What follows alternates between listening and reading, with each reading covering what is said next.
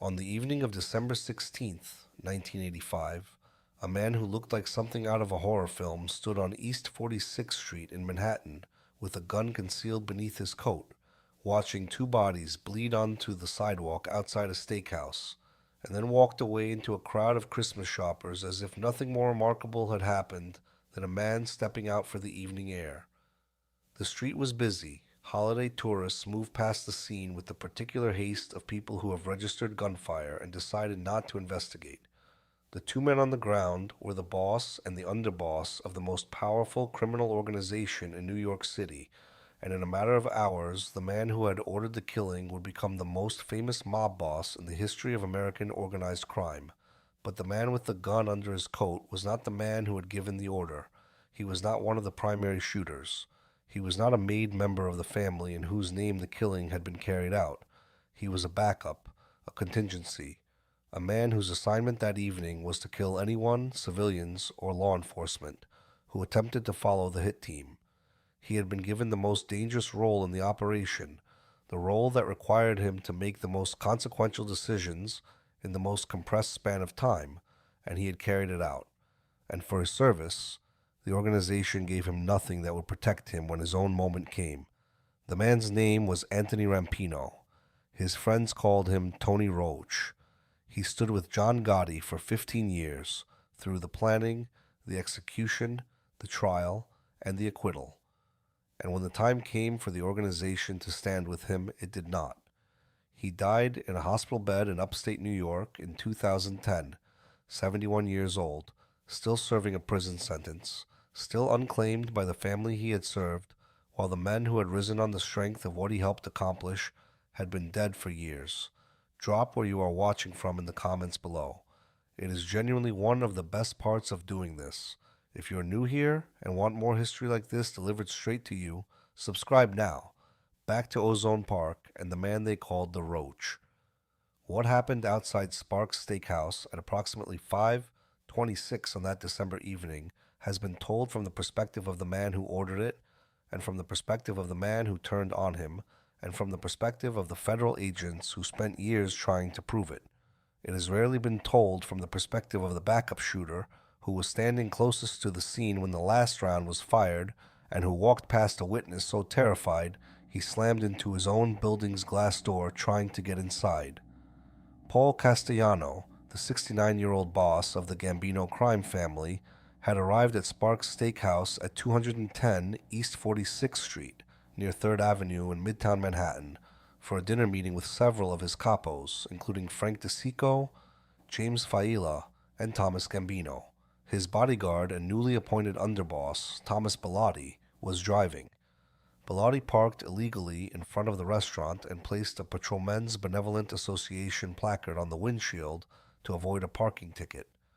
It was the kind of small arrogance that spoke to everything the men inside the conspiracy had come to despise about Castellano's operation.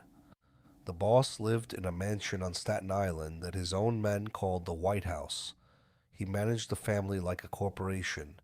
He ran his empire from a distance, and on the evening of December 16th, 1985, he walked into an ambush that 11 men had assembled while he was eating dinner with his lawyer. The hit team consisted of 4 primary shooters, dressed in matching beige trench coats and Russian-style fur hats, a contingent of backup gunmen, and the getaway drivers. John Gotti and his underboss-designate Sammy Gravano sat in a parked car approximately half a block away. When they confirmed that both Castellano and Bellotti were in the vehicle, Gravano radioed the team. The shooters were waiting near the entrance to the restaurant. As Castellano stepped out of the passenger side of the Lincoln, they moved toward him and opened fire at close range. He was struck 6 times. Bellotti, stepping out of the driver's side, was hit 4 times. Both men were dead within seconds. Rampino was positioned as part of the backup crew. A witness named Angelo Rodriguez, who worked at a photo processing store nearby, later testified at Gotti's 1992 murder racketeering trial about what he saw. Rodriguez described hearing gunfire like the 4th of July and then seeing a man walk past him who looked like a skeleton, with big eyes and sunken cheekbones and pale skin and pushed back black hair. The man appeared to be placing a gun into his coat. Rodriguez was so frightened that he ran for his building door and slammed into the glass. He waited more than a year to come forward, and when he finally did, it was because he was more afraid that the skeleton-faced man would find him than that the police would. He identified Rampino from mugshots. When asked at trial why he had finally spoken, he said the fear of what that man might do to him had become worse than the fear of testifying. Gotti and Gravano, after the shooting was over, drove slowly past the scene to confirm that both targets were dead. Then they drove away. Within days, Gotti was acknowledged as the new boss of the Gambino crime family. The most brazen assassination of a sitting boss in the modern history of the American Mafia had been carried out on a crowded Midtown street during the Christmas shopping season in front of witnesses, and the man who had ordered it would soon become a media figure of a kind the organization had never produced before, the Dapper Don, the man who waved to cameras and dressed in $2,000 suits and held court at social clubs with the doors open. But for Anthony Rampino, the evening of December 16th, 1985, was not the beginning of anything. It was the high water mark. The man who had helped make Gotti boss was not even a member of the organization. He had never been inducted, never been made, never been given the formal standing that would entitle him to the protections the structure was designed to provide. He was an associate. He bore the risks of a soldier without the standing of one, and the distinction between those two positions would determine everything that followed. Ozone Park, in the middle of the 20th century, was the kind of neighborhood where the line between working-class respectability and criminal enterprise was not a line that anyone drew with much precision.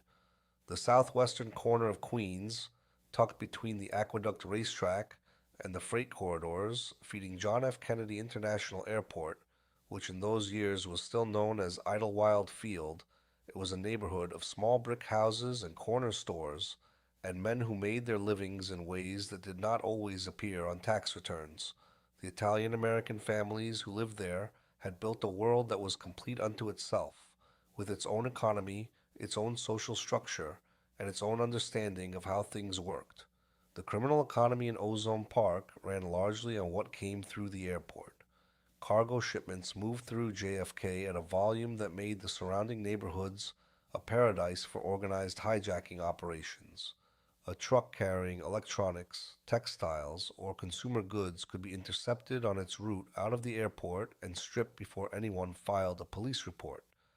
The money was substantial, the risks were manageable, and the crew that controlled the hijacking routes in Ozone Park operated out of a nondescript building at 98-04 101st Avenue that bore a sign reading Bergin Hunt and Fish Club. The Bergin had nothing to do with hunting or fishing. It was two connected brick storefronts that served as the headquarters for a Gambino crime family crew, originally led by Capo Regime Carmine Charlie Wagons Fatico. Fatico had moved his operation from East New York in Brooklyn to Ozone Park during the 1960s, following the pattern of Gambino crews relocating to Queens as the borough's Italian-American population grew.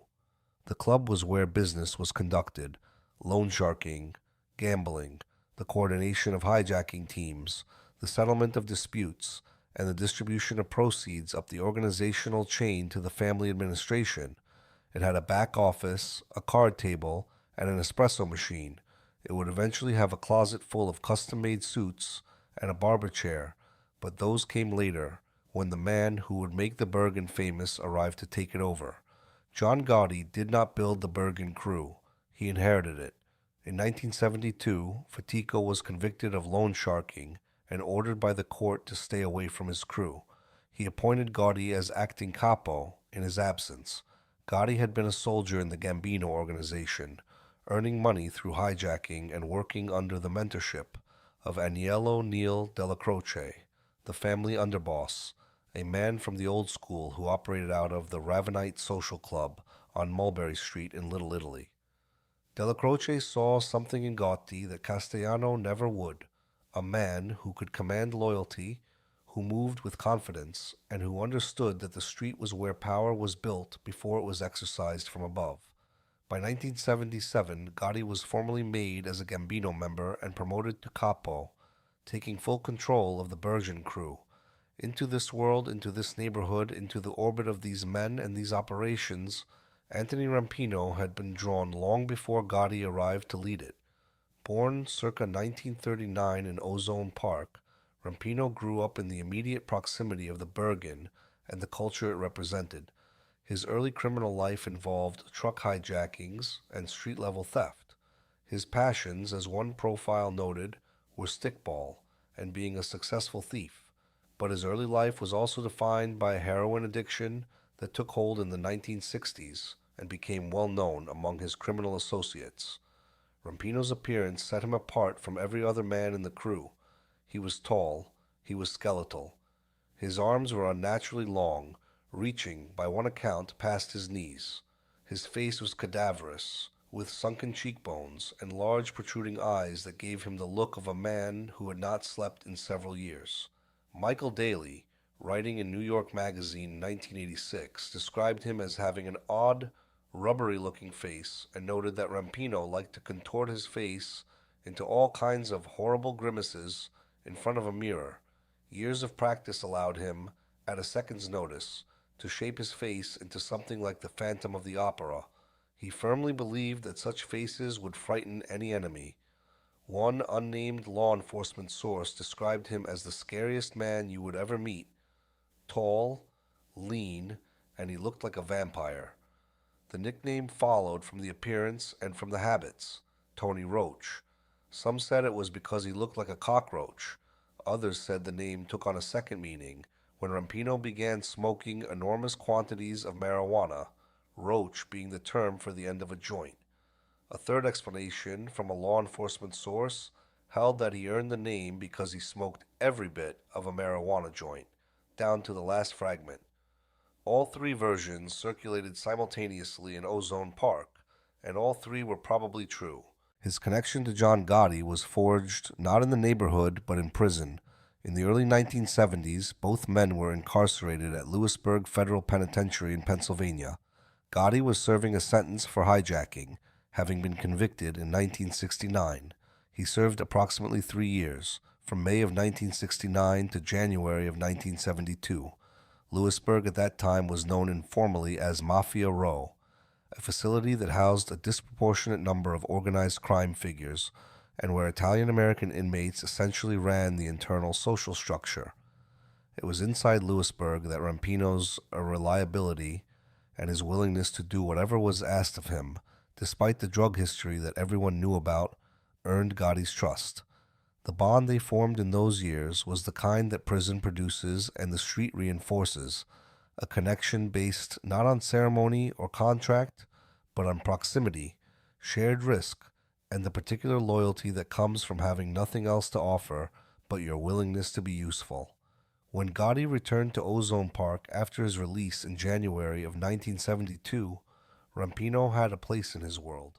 He became one of Gotti's chief loan collectors, working alongside Wilfred Willie Boy Johnson, a man of mixed Italian and Native American descent, who, like Rampino, could never be made because of his background. Rampino moved into an apartment above the Bergin Hunt and Fish Club itself, living directly over the headquarters of the crew, as close to the center of operations as any man in the organization. He was trusted, he was present, he was used, but he was not made, and the reason was the heroin. By 1979, Rampino had successfully kicked his addiction, a fact that his associates acknowledged, but the Mafia's institutional memory for drug use was permanent. A man who had been a junkie was, in the eyes of the formal induction process, a man who could not be trusted with the deepest secrets of the organization, because a man who had been an addict could be compromised, could be turned, could become unreliable under pressure. The logic was crude but inflexible, and it meant that Anthony Rampino would spend his entire career bearing the same risks as a made member, performing the same functions, accepting the same assignments, including assignments that carried the death penalty, while occupying a position in the hierarchy that entitled him to none of the protections that membership provided. As former federal prosecutor Mark Feldman later put it, he is as mafia as a guy gets without being a made member. By the mid-1970s, The crew operating out of the Bergin Hunt and Fish Club had become one of the most productive and volatile units in the Gambino organization, and the tensions that would eventually tear the family apart were already building beneath the surface. The Bergin crew was earning. It was also dealing drugs.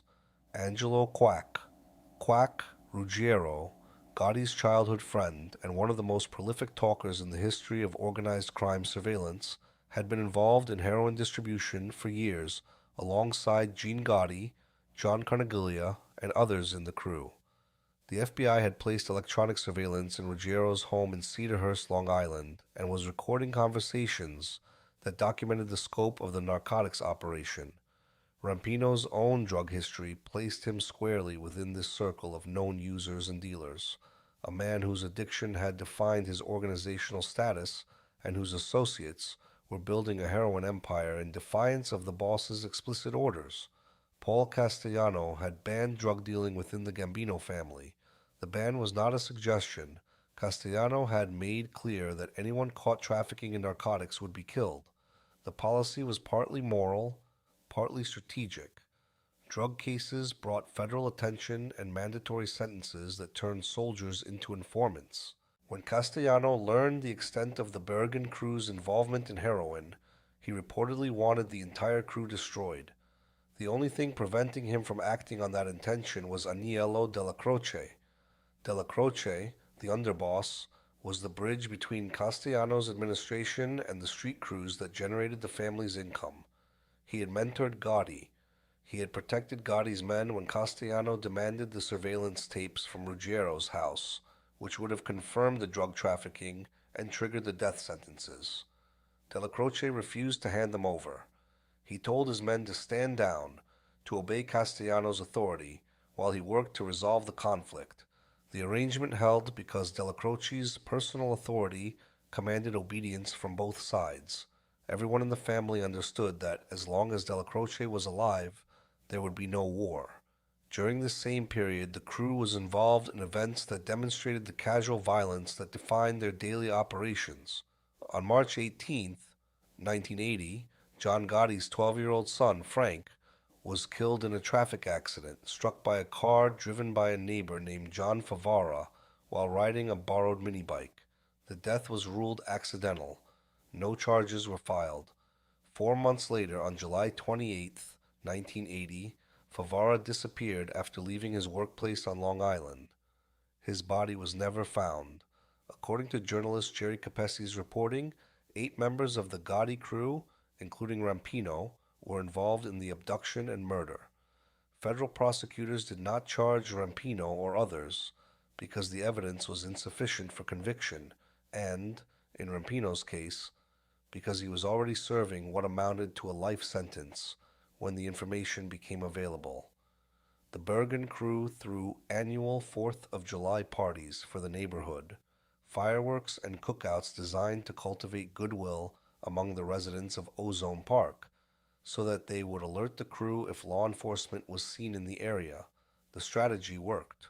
The neighborhood watched over its own, and inside the Bergin, the espresso machine ran, the card games continued, and the men who would soon be asked to kill the boss of their own family went about their business as if the future were someone else's problem. Agnello Della Croce had been diagnosed with cancer, and by the fall of 1985, the man who had held the Gambino family together through force of personality and institutional respect was running out of time. The family had already been shaken by the March 1985 federal racketeering indictment of Castellano and others, part of the broader Mafia Commission investigation that was dismantling the leadership of all 5 New York families. Castellano was facing the most comprehensive federal prosecution of his career, and the men beneath him were watching to see whether the structure would hold. On December 2nd, 1985, Della Croce died at Mary Immaculate Hospital in Queens. He was 71 years old. His funeral was held 2 days later at Old St. Patrick's Church on Mott Street. Nearly the entire Gambino family attended. One person conspicuously absent was Paul Castellano. The boss did not come to the wake. He did not come to the funeral. He did not send a representative. In the culture that governed these relationships, the absence was an insult so profound that it functioned as a provocation, a public declaration that the men who had served under Della Croce were not entitled to the respect their underboss had earned across 5 decades in the organization. Castellano compounded the offense almost immediately. He appointed Thomas Bellotti, his driver and bodyguard, as the new underboss, passing over every senior figure with a legitimate claim to the position. He also began making plans to break up Gotti's crew, distributing its members across other units in the family to dilute the concentration of power that Gotti had assembled. The message was clear. The Bergin crew's era of semi-autonomous operation under Della Croce's protection was over. Gotti decided the boss had to go. The decision was not his alone. He had the support of Frank De Chico, a Gambino captain who had Castellano's trust and who would provide the critical intelligence needed to set the trap. De Chico informed Gotti that Castellano had a dinner meeting scheduled at Sparks Steakhouse on December 16th. The meeting would include De Chico himself, along with capos James Failla and Thomas Gambino.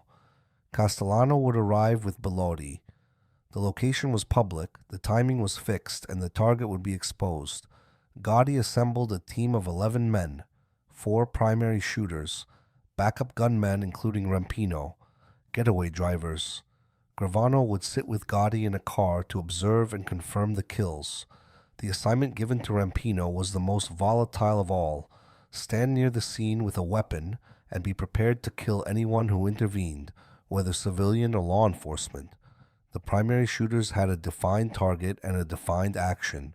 Rampino's assignment was open-ended, requiring him to make lethal decisions in real time based on conditions he could not predict. The meeting at Sparks was set for December 16th. The men took their positions. Rampino stood on a Midtown Manhattan sidewalk in the December cold, armed, waiting for the signal that would determine the next era of the Gambino family and the rest of his own life. The bodies of Paul Castellano and Thomas Bellotti were removed from the scene by the medical examiner's office as NYPD and FBI investigators descended on East 46th Street. The portable lighting that was brought in to illuminate the crime scene gave the block the appearance of a film set. The blood on the sidewalk and the 2 covered bodies, and the Lincoln Continental, with the Patrolmen's Benevolent Association placard still visible through the windshield. Holiday shoppers who had been walking past when the gunfire began were long gone. The restaurant staff had retreated inside. The capos who had been waiting for Castellano at their table, De Chico and Failla and Thomas Gambino, understood immediately what had happened and what it meant. Within days, John Gotti was acknowledged as the new boss of the Gambino crime family. The transition was swift and within the organization uncontested. De Chico, who had provided the intelligence, became Gotti's underboss. The power structure that Castellano had built from his mansion on Staten Island was replaced by the power structure that Gotti had built from the Bergin Hunt and Fish Club in Ozone Park. Gotti moved his primary headquarters to the Ravenite Social Club at 247 Mulberry Street in Little Italy, the same club where Della Croce had held court for decades. He began appearing in public with a visibility that no previous boss had ever cultivated. Custom suits, double-breasted overcoats. He waved to reporters. He dined at the best restaurants. He held his weekly capo meetings at the Ravenite in full view of FBI surveillance cameras. Rampino was part of the entourage. He appeared alongside Gotti at wakes, funerals, and social gatherings throughout the months that followed the assassination. His presence was noted by law enforcement and by journalists. He was described in coverage of the period as one of Gotti's closest associates, a man who was always at his side. The Daily News described him as a member of Gotti's inner circle, but the inner circle was not the same thing as membership. Rampino had helped execute the most consequential act of violence in the modern history of the Gambino family, and his reward was the same status he had held before, associate, trusted, used, relied upon, present at every significant moment, but formally outside the structure. De Chico was made underboss. Gravano was elevated to captain and eventually to underboss after De Chico's death. Other participants in the conspiracy were promoted. rewarded, given increased responsibilities and increased earnings. Rampino received the privilege of continued proximity. He could stand next to the boss. He could not be the boss's equal. The line between what he was willing to give and what the organization was willing to return had been drawn before the Castellano hit, and it remained in place after it. 5 months later, on April the 13th, 1986, De Chico himself was killed by a car bomb in Brooklyn, a retaliation by Genovese boss Vincent Gigante for the unauthorized murder of Castellano. The inner circle was already shrinking. The federal government moved against Gotti within months of the Castellano assassination, and when the racketeering case went to trial in the fall of 1986, Rampino was sitting at the defense table alongside the man who had ordered the killing of a boss. The indictment charged RICO violations in 2 counts, alleging that the defendants constitute the leadership of a Gambino enterprise engaged in theft, illegal gambling, extortion, robbery, and murder. 6 men stood trial: John Gotti, his brother Gene Gotti, Wilfred Willie Boy Johnson, Leonard Lenny DeMaria, Anthony Tony Roach Rampino, Nicholas Little Nick Carrazzo, and John Carneglia. Rampino had been released on a $500,000 personal recognizance bond secured by a surety bond, half the amount of the $1 million bonds imposed on the Gotti brothers and Carneglia. The court later amended his conditions of release, ordering him to maintain legitimate employment, to avoid contact with any person known to possess a criminal record, and to stay away from the Bergin Hunt and Fish Club, the Ravenite Social Club, and every other known Gambino gathering place. For a man who lived above the Bergin and whose entire social world existed within those clubs, the conditions amounted to a kind of exile within his own neighborhood. The trial was defined by 2 events that had nothing to do with the evidence. The first was prosecutor Diane Giacaloni's decision to reveal in open court that Willie Boy Johnson had been an FBI informant since 1966, providing federal investigators with information about Gotti and the Gambino family for nearly 2 decades. Giacaloni hoped the revelation would pressure Johnson to entering the witness protection program and testifying against Gotti. Johnson refused. He publicly denied being an informant, stood trial alongside the man he had informed on, and maintained his silence. The second event was the corruption of the jury. George Pape, a man who had concealed his friendship with Westy's boss, Bosco Radonjic, during jury selection, was seated as juror number 11. Through Radonjic, Pape contacted Gravano and agreed to sell his vote for $60,000. On March 13, 1987, the jury acquitted Gotti and all co-defendants, including Rampino, of every charge. The acquittal was a national event. The American media dubbed Gotti the Teflon Don, a man on whom no charge seemed to stick. Gotti celebrated publicly. His image appeared on the front page of every newspaper in New York. The Bergin crew had won. The boss was untouchable, and Rampino, standing beside him in the photographs from that period, appeared to be untouchable too. It was the last time anything resembled winning. 3 months after the acquittal that had made John Gotti a celebrity, Tony Rampino did something that no amount of organizational loyalty could undo. On June 28, 1987, in the same Ozone Park neighborhood where he had lived and worked and collected debts for most of his adult life, Anthony Rampino sold approximately a half kilogram of heroin with a street value of $30,000 to an undercover officer from the New York State Police Narcotics Unit. The transaction took place during a targeted sting operation designed to exploit Rampino's ongoing involvement in street-level drug distribution. He was arrested without incident immediately after the sale. The timing was remarkable in its specificity. The acquittal had been in March. The arrest was in June. Between those 2 dates, the most intense period of law enforcement scrutiny that the Gotti crew had ever experienced was focused directly on every person who had walked out of that courtroom free. Rampino proceeded with the heroin sale anyway, demonstrating what one law enforcement account described as a personal disregard for the elevated risks of detection. He was convicted of criminal sale of a controlled substance in the first degree, under New York's Rockefeller drug laws. The laws, enacted in 1973 under Governor Nelson Rockefeller, imposed mandatory minimum sentences designed to punish drug traffickers with a severity that left judges no room for discretion. The sentence for Rampino's conviction was 25 years to life in state prison. The contrast between the resources the organization had deployed on behalf of John Gotti and the resources it deployed on behalf of Anthony Rampino was total. $60,000 had been spent to bribe a juror in the racketeering case to ensure the boss's acquittal. Nothing was spent to prevent, interrupt, or mitigate the consequences of Rampino's heroin arrest. No lawyer was retained on his behalf by the family. No appeal was filed. No organizational mechanism was activated to protect a man who had stood outside Sparks' Steakhouse with a gun 18 months earlier. The man who had served the boss at the moment of greatest risk was left to absorb the full weight of a prosecution that had always been designed to produce life sentences. The man who had kicked heroin in 1979 was now going to prison for selling it in 1987, sentenced under laws that treated the sale of a half kilogram as a crime whose minimum punishment was a quarter century behind bars. He entered the custody of the state of New York and would not leave it alive. Within 2 years of Rampino's imprisonment, the crew that had gathered at the Bergin Hunt and Fish Club in the years before the Castellano assassination began to come apart in ways that none of them could have anticipated, and that all of them, in some measure, had earned. The first to go was Willie Boy Johnson.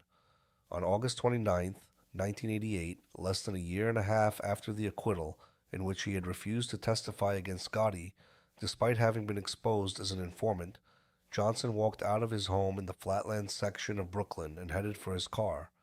Two Bonanno family hitmen, Thomas Tommy Karate Pitera and Vincent Giattino, were waiting.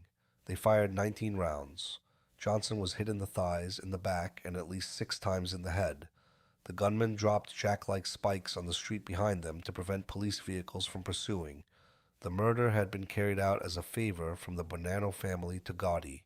The man who had refused witness protection and denied being an informant, who had stood trial beside the boss and kept his silence, was killed because the boss had decided that silence, once compromised, could never be trusted again.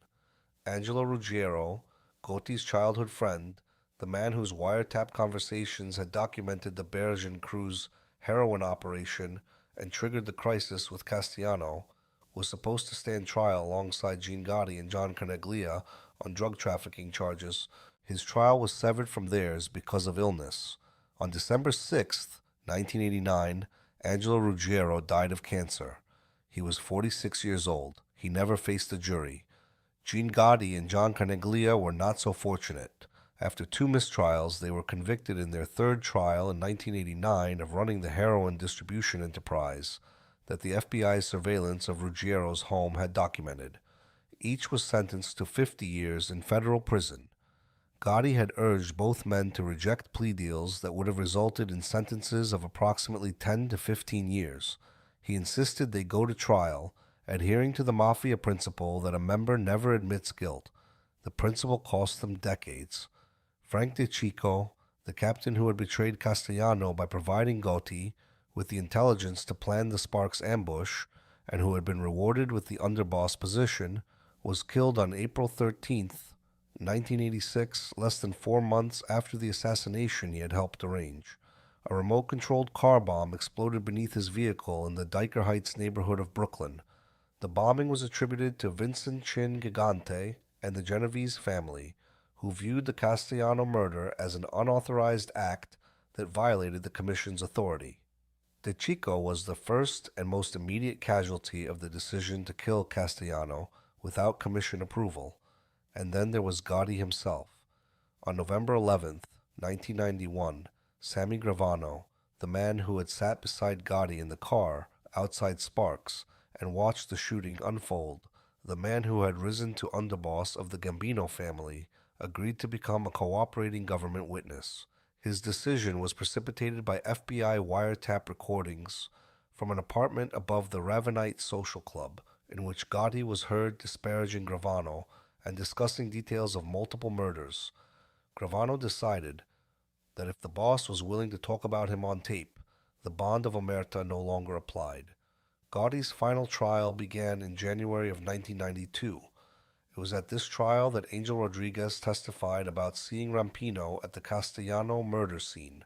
Rodriguez's identification of Rampino and another witness's identification of John Carneglia placed Gotti's associates at the scene and linked the boss to the assassination through his known relationships with the shooters. On April 2nd, 1992, Gotti was convicted on 13 counts including murder, conspiracy to commit murder, racketeering, obstruction of justice, tax evasion, illegal gambling, and loan sharking. He was sentenced to life in prison without the possibility of parole. John Gotti died of throat cancer on June 10, 2002, at the United States Medical Center for Federal Prisoners in Springfield, Missouri. He was 61 years old. He had served 10 years of his life sentence. The most famous mob boss in the history of American organized crime died in the same federal facility where Paul Castellano's predecessor, Carlo Gambino's brother-in-law, had preceded him, and in the same facility that would later hold other bosses whose stories had intersected with his own. By the time Gotti died, every significant member of the crew that had gathered at the Bergin in the early 1980s was gone, dead, imprisoned, or cooperating. Angelo Ruggiero, dead. Willie Boy Johnson, murdered. Gene Gotti, serving 50 years. John Carneglia, serving 50 years. De Chico, killed by a car bomb. Gravano, in witness protection.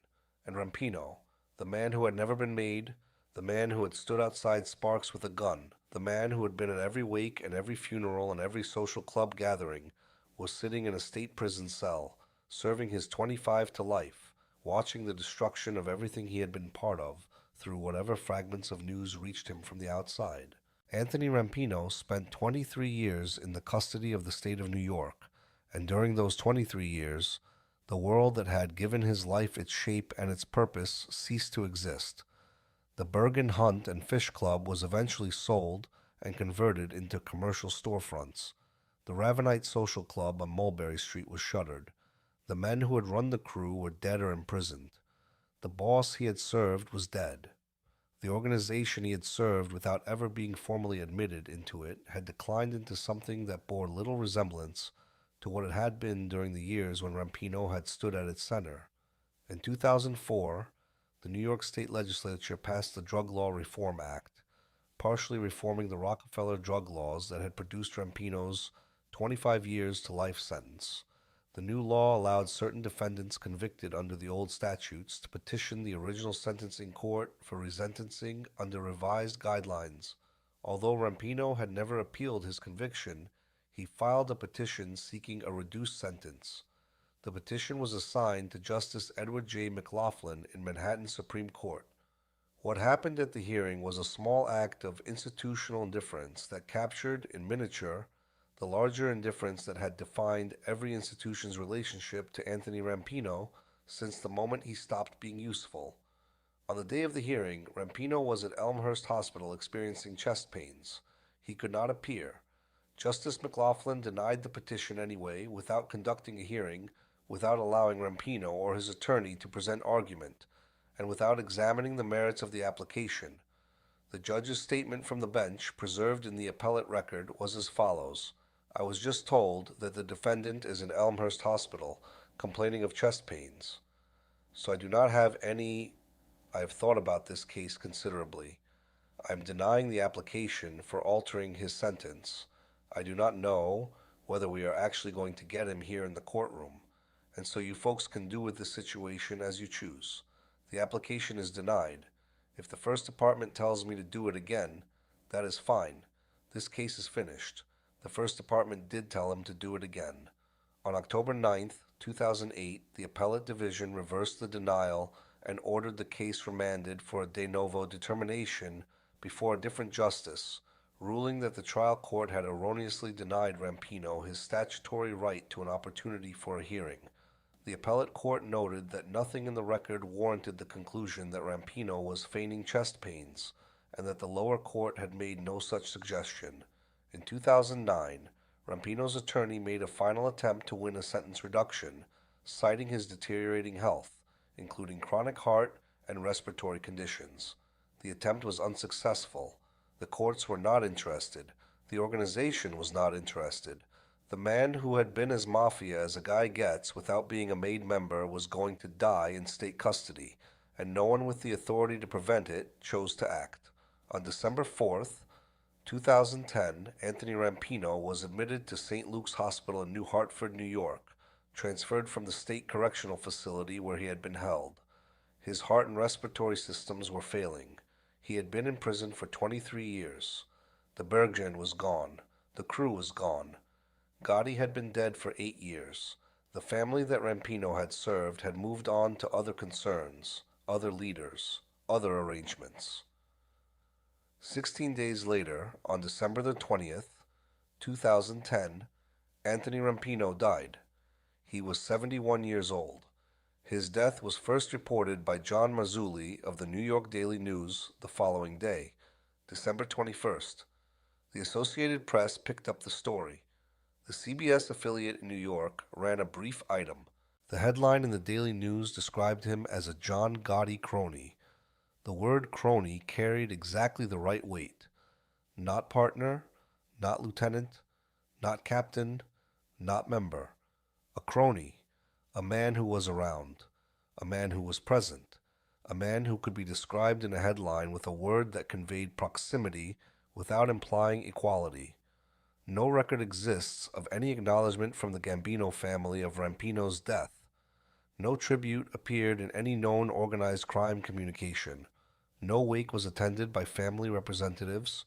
The man who had stood on East 46th Street with a gun on the evening that made John Gotti the most famous criminal in America died in a hospital bed in upstate New York, unclaimed, unmarked by the organization he had served without interruption for the better part of 4 decades.